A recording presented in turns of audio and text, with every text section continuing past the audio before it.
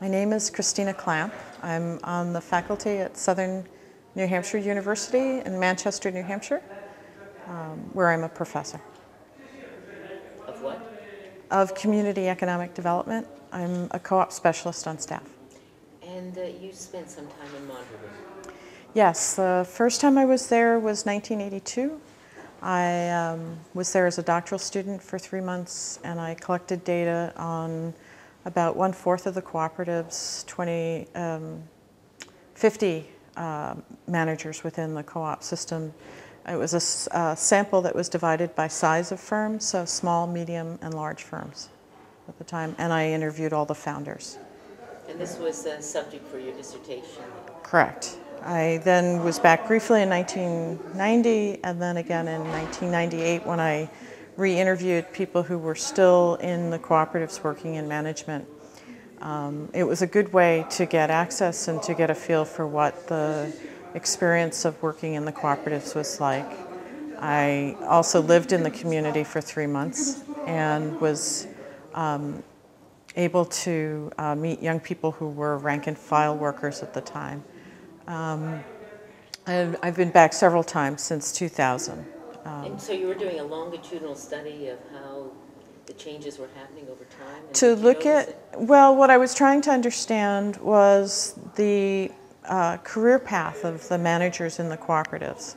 One of the challenges in developing cooperatives in the United States is that you may have a very good business concept, but if you don't find someone who's able to step in and effectively work within a cooperative setting as a manager who can deal with the criticism that comes from workers, the transparency issues of having financials, open books, to be able to work effectively if there are community partners, if there is a development team from a development organization. It creates a different level of challenges for effectively working in management. And so I was curious to see how Mondragon had handled this and in their own experiences. Well, aren't the managers chosen from people who work up through the company, or are they brought in from outside? Sometimes it's an ad that may appear in the paper. We're looking for a particular set of management skills. Sometimes it's grooming people from within the cooperatives. In 1982, they did an interesting experiment with 10 young people. They were called the accelerated ones. And the idea was to take people who had studied management and then to put them through an intensive training so they could then be placed into the cooperatives. Of those 10, 9 successfully were placed into management positions. The 10th gentleman went into working as a university professor instead. So. And you were interviewing a wide range of people. Did you get any feeling for sort of concern about the pay scale when you were interviewing young people? Did they feel it was fair when they were working as ordinary workers and the management was getting more? There was some relationship between the allotment of salary. How did that work? Well, it was interesting. In 1982, when I was first meeting people, they would often jokingly say, oh, this is Tomas, he's a 2.62. It was almost like a grade point average. And so people would comment, and there was a pretty, within friends, they knew what people's job ratings were. And I honestly didn't hear people critical of the system so much as they were appreciative of the fact that they didn't see the kind of inequity that we experience outside of the cooperatives. They would reflect on the fact that a 1-to-3 ratio was fairly narrow.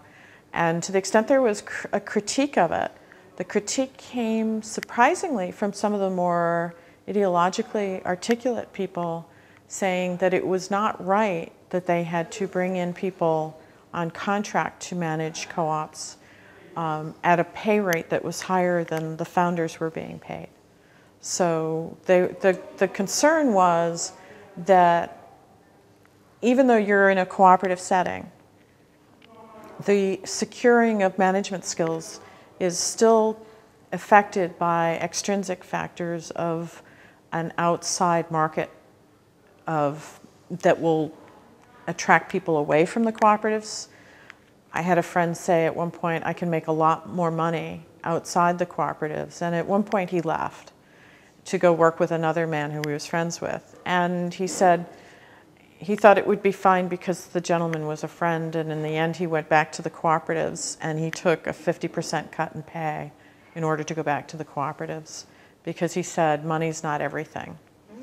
And Mondragon's quite open to reintegrating those who have left back into the... Well, at the time that I was doing the research, the founders were still there, and Jose Maria Ormaechea would always say to people in exit interviews, if you decide that this isn't right for you, please come back. And so I assume that to the extent that that value was appreciated by the second generation of leaders, then that's probably still true. You say you were there when the founders, you weren't there when Jose was, didn't he die? Father Arismendi Arrieta had already passed away, yes, but okay. there were 5 men who started the cooperatives, 2 who left early on, and 3 were still there when I was there in 1982. And in fact, all 3 of them were still there, but retired in 1998. And how close was the vision, do you think, when you were there with the 3 founders to the original concept of the priest? I would say in the general qualities, it was probably still quite close. The challenge has been for them going forward, because in order to be successful, they've concluded they had to move into global markets, because a lot of their economic activity is in the auto industry. And the big 5 companies will tell a company where they have to site a plant in order to get a contract. And so it's interesting, there was a young woman, Kashmir, who did a study for her dissertation. She was extremely critical of management in the cooperatives. And I thought it was unfortunate, because I had the sense reading her work that she came in with a fairly closed idea ideologically of what she was looking for. And the reality is that cooperative enterprises like Mondragon are businesses. They're businesses that create a set of goals and expectations of themselves that are social in nature, in terms of returning benefits back to the owners who are the workers. But you also have to be able to be sustainable as a business model. Otherwise, there won't be a future for the next generation or successive generations. So you have to reflect the realities of human nature. If people aren't willing to stay at 50% of what the market would pay for their management skills, then you have to figure out how to make accommodations in order for the business to succeed. And the same has been true for them in terms of moving outside the Basque region. They found themselves in a situation in the early, between 1998 and early 2000 period, where the Basque government was beginning to invite other companies into the region to create jobs, and found themselves going head-to-head with multinationals on their own turf. And so this put additional pressure on them to look for ways to create new market share for themselves, and in order to do that, it meant going overseas. And so it meant becoming accomplished in joint ventures, in mergers, in acquisitions, some of which have created some problems for them with labor that was unhappy with how their companies were taken over. In some cases, taking work from another part of Europe and bringing it into the Basque Country so that they could preserve good jobs for people in the Basque Country, but at the expense of workers in another part of the European Union. And in some cases, taking a part of a portfolio of products to Asia, which has proved difficult for them, because they have a set of expectations of themselves about how they work and the way they work, and yet they know that there are norms that they have to confront when they go overseas. For example, Copresi, which is a semiconductor firm, is in Mexico. And they've done some very interesting, innovative work with their Mexican workers because they want to extend membership to the Mexicans. But the Mexicans treat employers as the patron, as the patron. And so even though the Mexicans have a rich history of co-ops of their own, they also have a long-standing history of seeing the boss as the boss. And so the question is, how do you create an ownership culture with workers who don't trust you to deal with them fairly? And so the solution was to bring workers for 3 months at a time to Arechavaleta, which is where Copresi is, and have them job shadow and work in the plant in Arechavaleta. And at the end of 3 months, they then can go back and share their learnings and their experience with their coworkers back in Mexico. And so this is the way that Copresi is hoping that they can then extend membership beyond the Basque region. Now, is this something that's very new? Did you look at what were the consequences? Well, Did it work? the Mondragon Cooperative Corporation in their governance structure has this Congress that meets periodically. And the Congress made a commitment to extend membership beyond the Basque region, because if they didn't do this, they would lose their identity as cooperatives within a generation or two. And so Eroski, which is the distribution co-op, did this last year. And so if you were to go to their website, you would see, if you look at the historical numbers, they were hovering around 35 million workers, and then it jumped to around 80 million last year. And that's because of the extension of membership to people who wouldn't have had that before. Is there a danger that by including people who don't have the basis of cooperativism and the tradition, that I presume they're members so they can vote, that they're going to undermine? There's a risk. You're diluting ownership. So the people who've had very good asset value will have less because it's shared amongst a larger group of people. Less of a risk in Eroski because they were doing a profit sharing that was analogous to ownership with the workers in the other stores. But of course there's a risk because you could have a group of workers organize and potentially demutualize. Or if there are differentials in the legal structure in another part of the world, it might be harder for the Mondragon folks to hold on to the cooperative. So far nothing has happened as far as you know? As far as I know, nothing. So far, so good. And what about the relationship with the unions generally in Mondragon? Well, in the early 80s, a lot of workers would become members as a symbolic way of expressing their solidarity with labor. But I've had rank and file workers say to me that there really isn't a case to be made for being a trade union member if you're a cooperative member, because it's your own company. And so when I interviewed a rank and file worker in 1998 who for 30 years has worked in the co-ops, I asked him what it meant, and he said, if I had worked outside the cooperatives, every company that was in this valley previously is gone. And so I could have taken my membership fee, put it in a bank, and it would have earned more interest than I've accumulated on that membership share as a co-op member. But it was the best investment of money because it meant that I've had a job my whole life and my family didn't have to leave this valley. What about pensions? Have you looked at the pension scheme? Well, they have a pension scheme through Lagunaro. And then they also have whatever they've accumulated in their internal capital accounts. So for this particular gentleman, he was, it's been a while, I'm not sure if I remember the numbers correctly, but I think he said that he was going to carry out, in terms of an asset stake, $30,000 in addition to his pension benefits that he would get through Lagunaro. And so he felt that he would be in good shape. And what do you feel is the next stage in your research? What are you planning? I gather you're going to be going back there. What do you feel still needs to be done in your research area? Or what you'd still like to do?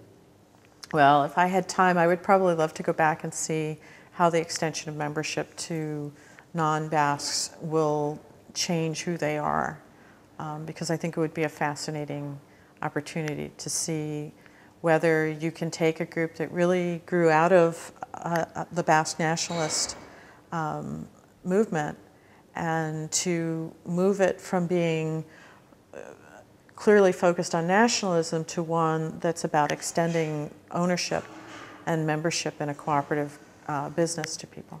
And really being an instrument in spreading cooperativism around the Yeah, world. there's lots of examples of cooperatives that fail after a generation. So if they successfully do this, they will be an important beacon for cooperators worldwide with what they're doing. One last question, because you probably got some questions too. I can't remember the name of the woman, but she wrote something that is up on Google. You Google Mondragon, and there it is, Myth of Mondragon. What was your opinion of well, as I think I answered this earlier, but she... Oh, without saying that it was the myth of Mondragon. Okay. Right. Well, the myth of Mondragon really starts out right from its introduction to say that the managers of the cooperatives are not truly cooperative, that she's highly critical of the managers. And so as I said earlier, I think that it expresses a rigid ideological naivete about what it takes to successfully run a cooperative business. And when I've gone and I've talked with, as I have both in 1982 and 1998, with cooperative managers, they work long hours. In 1998, a plant manager was making about $60,000, which is not much more than a school teacher makes in the United States. And so I think it takes an extremely committed, special group of individuals who are willing to work and take on the responsibilities and the risks of making decisions, hopefully, that are the right decisions with the assets of a group of workers. And how has this experience changed your life in perspectives and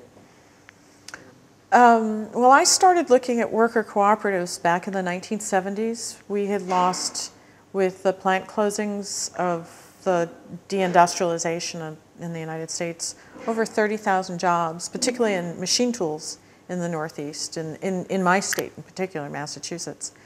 And there was a group of us. Unfortunately, at that time, we were mostly academics and rather theoretical and spent a lot of time talking and not a lot of time out in the communities because we really weren't sure what to do or how to do it. So what it changed for me was it gave me a vision of the possibilities and really instilled in me a commitment to work for practical solutions rather than to dwell on writing the most definitive work on the subject or the next best theoretical text on ownership. the best American novel?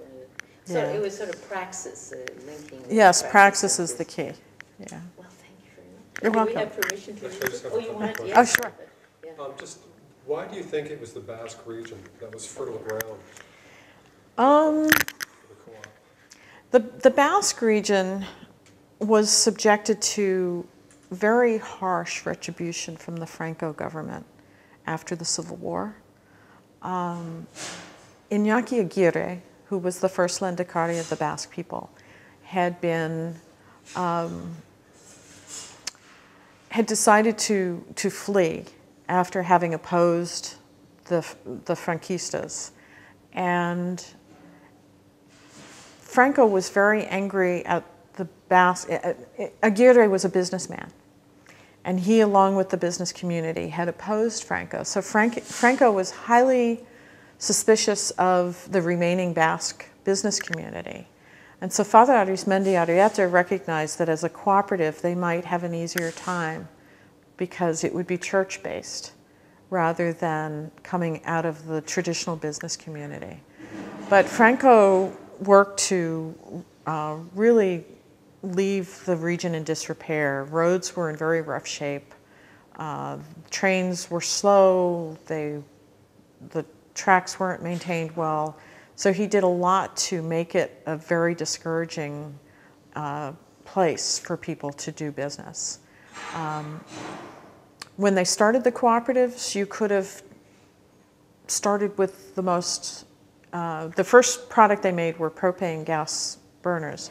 And they actually didn't have to be very good or very effective as a product because there was such scarcity in a post-war economy that they could do anything and there was a market for it.